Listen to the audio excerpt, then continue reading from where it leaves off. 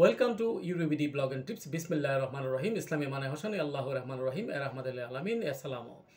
আজকের আলোচনা হচ্ছে পর্তুগালের রাষ্ট্রপতি, পর্তুগালের ন্যাশনালিটি, ল, ফ্যামিলি ইউনিফিকেশন রিলেটেড ব্যাপার, আরও কিছু ব্যাপার যেটাকে আমরা ফরেনার্স ল বলে অভিহিত করা হয়েছে পর্তুগালে।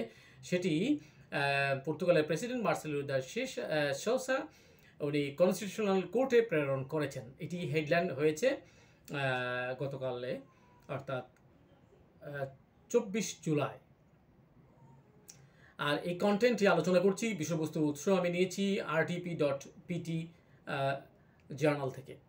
প্রজাতন্ত্রের রাষ্ট্রপতি সাংবিধানিক আদালতে সংসদের ডিক্রি জমা দিয়েছেন, যা জাতীয় ভূখণ্ড থেকে বিদেশিদের প্রবেশ, অর্থাৎ ইমিগ্রেন্টদের প্রবেশ, সেখানে পর্তুগালে অবস্থান করা, প্রস্থান, এক্সিট করা এবং অপসারণের আইনি ব্যবস্থা ব্যাপারে এখানে সিদ্ধান্ত গৃহীত হবে, যা পিএইচডি, সেগা এবং সিডিএস পিপি দ্বারা অনুমোদিত হয়েছিল। তারা অনুমোদন দিয়ে তারপরে রাষ্ট্রপতির টেবিলে পাঠিয়েছিল।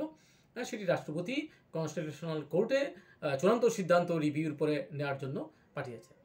এখন সেখানে কিছুই থাকলো না, স্বজনপ্রীতিও থাকলো না, আমরা বলবো এক পেশে কোনো বিচারও হলো না, ঠিক আছে, যেটা আসলে আমরা দেখে থাকি এক না একতন্ত্র, এসবগুলা আর থাকলো না আর কি।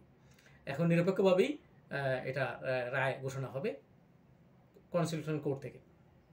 প্রজাতন্ত্রের রাষ্ট্রপতির অফিসিয়াল ওয়েবসাইটে প্রকাশিত একটি নোটে বলা হয়েছে যে মার্সেলো রেবেলো দে সোসা যে সাংবিধানিক আদালত কর্তৃক সাংবিধানিকতার জরুরি প্রতিরোধমূলক পর্যালোচনার জন্য বিদেশি আইন সংশোধন করে প্রজাতন্ত্রের পরিষদের ডিক্রি জমা দিয়েছেন। রাষ্ট্রপ্রধান পারিবারিক পুনর্মিলনের অধিকার এবং অর্থাৎ ফ্যামিলি রিউনিফিকেশনের ভিসা এবং রাইটসগুলো রয়েছে এবং এর প্রয়োগের শর্তাবলীর সাংবিধানিক বৈধতা পর্যালোচনার আহ্বান জানিয়েছেন। Agency for integration, migration and asylum, সংক্ষেপে আইমা কর্তৃক আবেদনপত্র পরীক্ষা করার সময়সীমা এবং আপিলের অধিকারের সময়সীমার ব্যাপারেও এটা সিদ্ধান্ত গৃহীত হবে। নতুন ব্যবস্থা যা কাজ খোঁজার জন্য ভিসাকে যোগ্য কাজের মধ্যে সীমাবদ্ধ করে, ঠিক আছে। তারপর হচ্ছে যারা ওয়ার্ক ভিসায় আসবেন এইসব ব্যাপারে এখানে থাকবে। অভিবাসীদের পারিবারিক পুনর্মিলনকে সীমাবদ্ধ করার ব্যাপারেও এখানে উল্লেখ করা হয়েছে এবং পর্তুগিজ ভাষাভাষী দেশগুলির সিপিএলপি কান্ট্রিজ সম্প্রদায়ের নাগরিকদের বসবাসের অনুমতি প্রদানের শর্তাবলী এখানে পরিবর্তিত আনার জন্য তারা প্রস্তাব পেশ করেছে রাষ্ট্রপতির কাছে ওই ফরেনার্স লয়ে।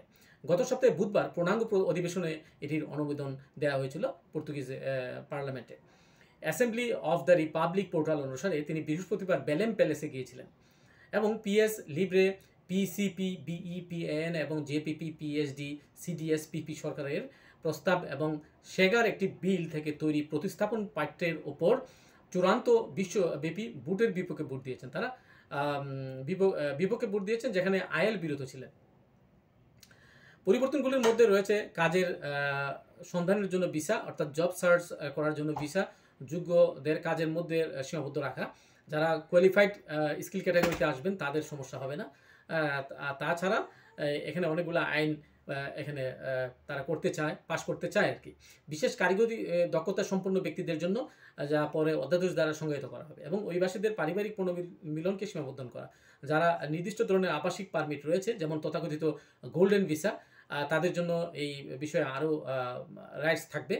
সিপিএলপি থেকে নাগরিকদের আবাসিক পারমিট প্রদানের ক্ষেত্রে, অর্থাৎ রেসিডেন্ট পারমিট প্রদানের ক্ষেত্রে কিছু আইনকানুন আপডেট তারা করতে চায় এবং সংশ্লিষ্ট গতিশীলতা চুক্তির আওতাভুক্ত নতুন ব্যবস্থায় আবাসিক ভিসার পূর্বের মালিকানার শর্ত আরোপ করা হয়েছে, যখন বর্তমানে একটি স্বল্পমেয়াদী ভিসা বা জাতীয় ভূখণ্ডে আইনি প্রবেশই যথেষ্ট ছিল।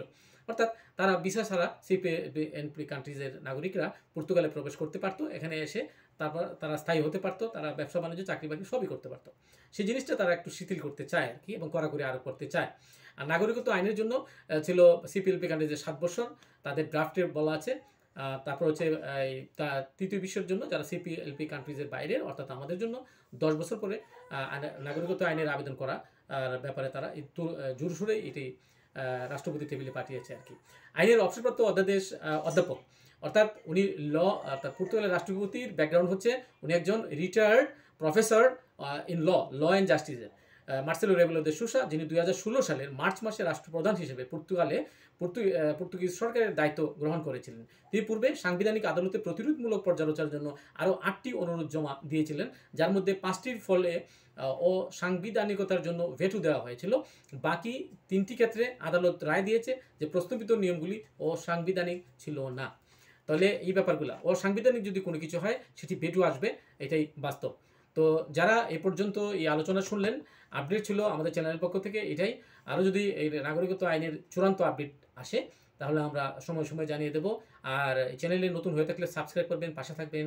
আপনাদের জন্য সুস্বাস্থ্য, দীর্ঘ কামনা, নিরাপদ জীবন কামনা। এখানে আজকের মতো রাখছি। আল্লাহ হাফিজ, আসসালামু আলাইকুম।